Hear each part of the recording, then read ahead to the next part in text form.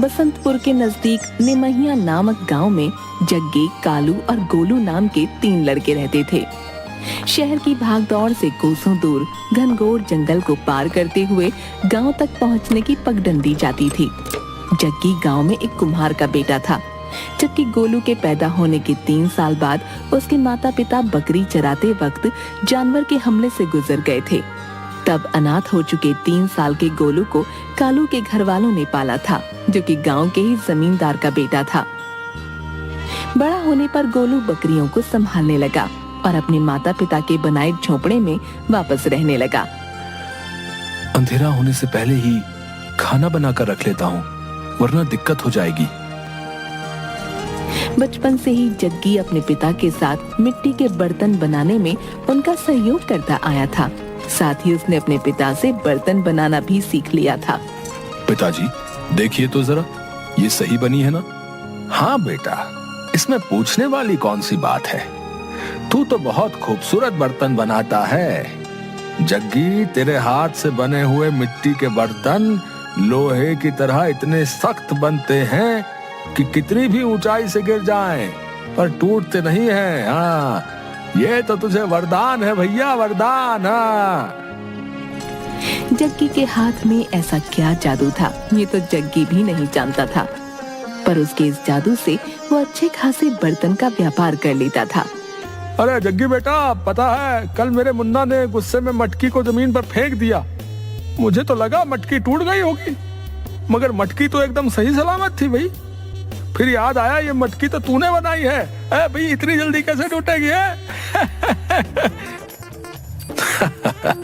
धन्यवाद चाचा जी। वैसे कुछ और चाहिए होगा तो बताइएगा। हाँ हाँ, जरूर जरूर भैया, जरूर बताएंगे। बहुत बढ़िया, बहुत बढ़िया, वाह वाह वाह। गांव में बेहद शांति रहती थी। गोलू अपने माता पिता की ही तरह जंगलों में अपनी बकरियों को चराने लेकर जाता था। चल चल चल, इधर चल। उधर कहाँ जा रही है? गोलू जानवर की दहाड़ को कोसों दूर से सुनकर महसूस कर सकता था। बकरियां चराते हुए गोलू को बहुत दूर से बाघ के दौड़ने की आवाज आ जाती। अरे, ये बाघ तो दौड़ता हुआ हमारी तरफ ही आ रहा है। जल्दी बकरियों को लेकर यहाँ से भागना होगा। तुरंत गोलू अपनी बकरियों को लेकर घर वापस आता। इस तरह गोलू ने अपनी बकरियों को उस बाघ के हमले से बचा लिया। बाप रे, आज तो बाल बाल बच गया। कालू गांव के जमींदार का बेटा था, इसलिए गांव में उसे हर कोई पहचानता था और उसकी किसी भी शरारत पर उसे माफ कर दिया जाता था। भाई तू फिर आम तोड़ने आ गया, कोई देख लेगा तो बहुत सुनाएगा।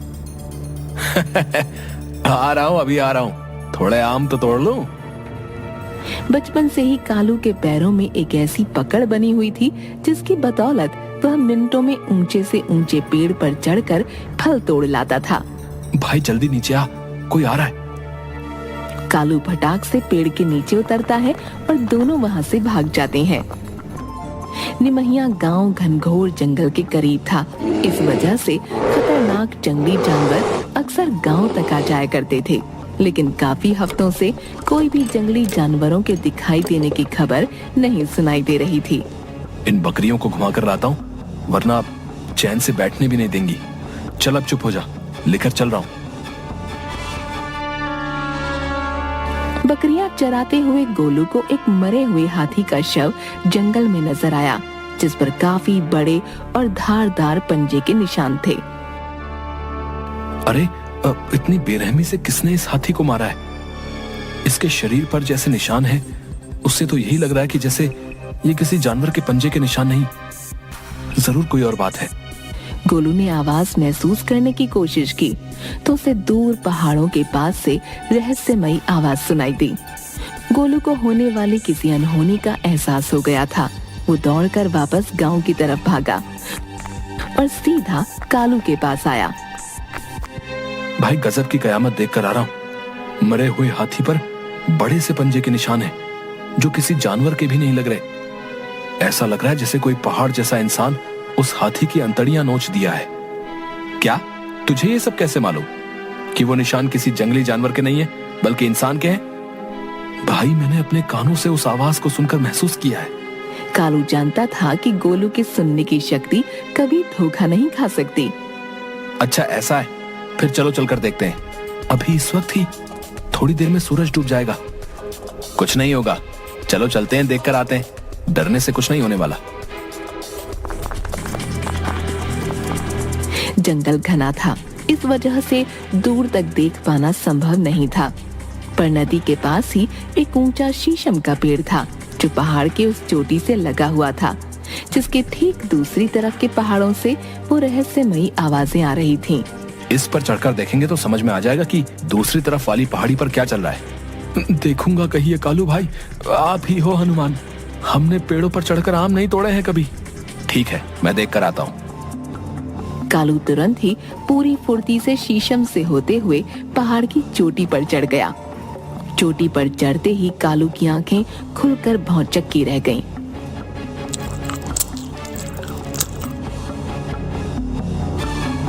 भाई, सच में कयामत आने वाली है। ऐसा क्या देख लिया दूसरी तरफ? एक पहाड़ जैसा वन राक्षस अजगर नोच कर खा रहा है दूसरी वाली पहाड़ी पर। मैंने पहले ही बताया था उस आवाज के बारे में। चलो अब वापस चलो, गांव वालों को बताते हैं। जंगल से गांव की तरफ वापस जाते वक्त पूरा अंधेरा हो चुका था। गांव तक ले जाने वाली पगडंडियां ठीक से दिखाई देना बंद हो गई थीं। अचानक ही कालू और गोलू रास्ता भटक गए।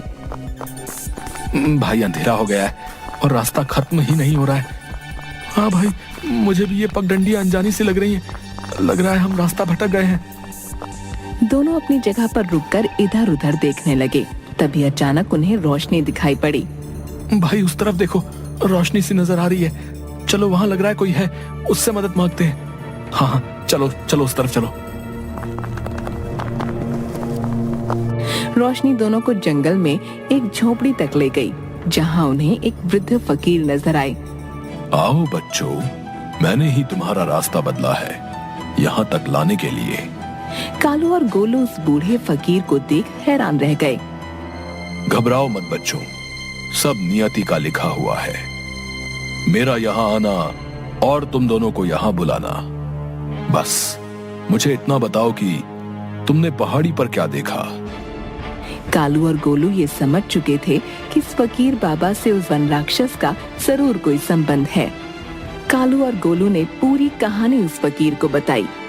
मुझे सब मालूम है बच्चों, वो मेरी ही शक्तियों से बनाई हुई औलाद है और जल्दी ही उसे खत्म नहीं किया गया तो वो इस जंगल के जानवरों के साथ साथ आसपास के सारे गांव और शहरों का सर्वनाश कर देगा। तो इसमें आपने हमें क्यों बुलाया है बाबा, और हम क्या कर सकते हैं इसके लिए? तुम दोनों नहीं, तुम तीनों ही इस वन राक्षस को खत्म कर सकते हो। लेकिन बाबा, हम तो दो हैं, ये तीसरा कौन है बाबा? तीसरा तुम्हें तुम्हारे निमहिया गांव में ही मिल जाएगा। जाओ, जाकर खोज करो उसकी। उस वन राक्षस को खत्म करने का उपाय क्या है? बाबा ने एक पोटली में मिट्टी उन्हें दी। वो किसी भी खंजर या तलवार से नहीं मरने वाला। उस वन राक्षस के माथे पर एक छेद है जिसमें इस मिट्टी से बना हुआ खंजर घोंपना होगा।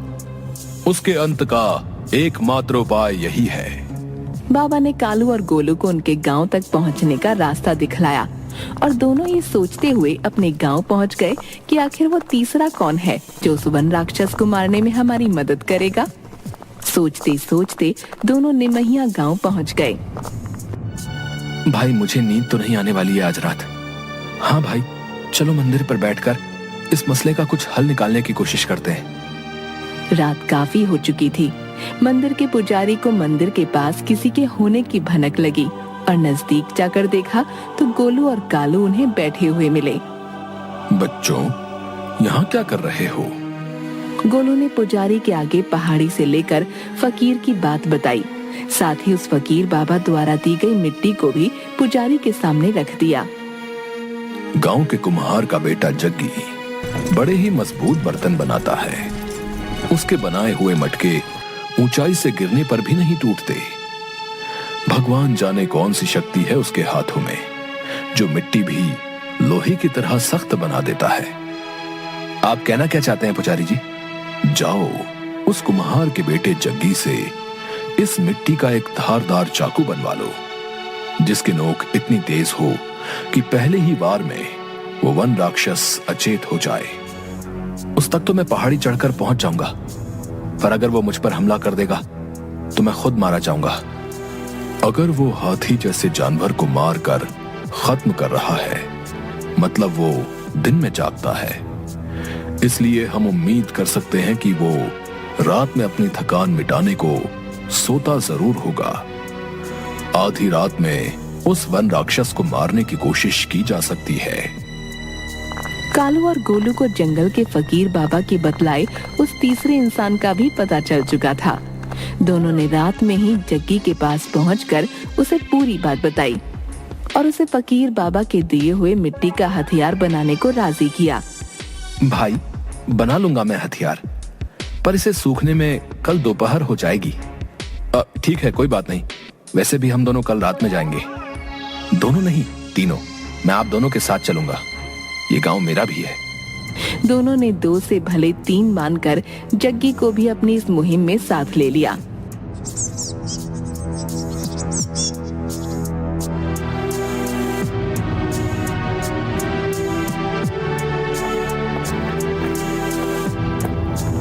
अगली रात पहाड़ी के नजदीक पहुंचते ही गोलू ने वन राक्षस के खर्राटों की आवाज को महसूस कर लिया।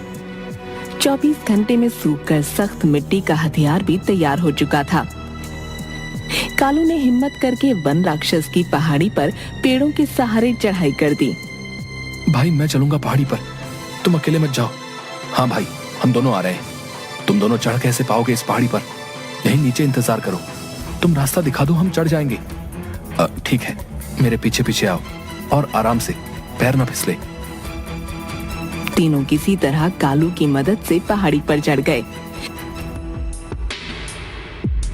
वन राक्षस सो रहा था, पर अचानक उसके खर्राटों का शोर थम गया। छिप जाओ, वो जागने वाला है। इधर आ जाओ, इस पत्थर के पीछे से नहीं देख पाएगा वो। वन राक्षस को इंसानी महक आ गई थी। सुनो, एक तरीका है मेरे पास। मैं वन राक्षस का ध्यान अपनी तरफ उलझाऊंगा, तुम दोनों पीछे से उस पर हमला कर देना। भाई, खतरा है। उस वन राक्षस से बड़ा और क्या खतरा हो सकता है? जान बचानी है तो चलो, कोशिश करो। चलो भाई, ध्यान से। कालू अचानक से पहाड़ी के कोने में जाकर राक्षस के सामने खड़ा हो गया। ओए वन राक्षस, हुर, इधर देख जरा। वन राक्षस गुस्से से भागते हुए कालू की तरफ झपटा। जैसे ही वन राक्षस कालू के नजदीक जाकर उस पर झपटा, कालू पहाड़ी के कोने में लटकी पेड़ों की बेल के सहारे कूदकर दूसरे पेड़ पर चला गया। भारी शरीर के साथ वन राक्षस हवा में खुद को संभालने की कोशिश कर रहा था। गोलू, राक्षस को धक्का दो। जग्गी, राक्षस को धक्का दो। भाग जग्गी, राक्षस को ढकेलना है। दौड़ो, अभी वो खुद को संभाल रहा है, अच्छा मौका है। गोलू और जग्गी ने एक साथ पूरे जोर के साथ अपना दम लगाकर राक्षस के ऊपर कूदकर धक्का दिया। राक्षस पहाड़ी से गिरते हुए 2 पेड़ों के बीच आकर फंस गया। अगल बगल पहाड़ी के बने गड्ढे थे, जिस वजह से राक्षस हिल भी नहीं पा रहा था।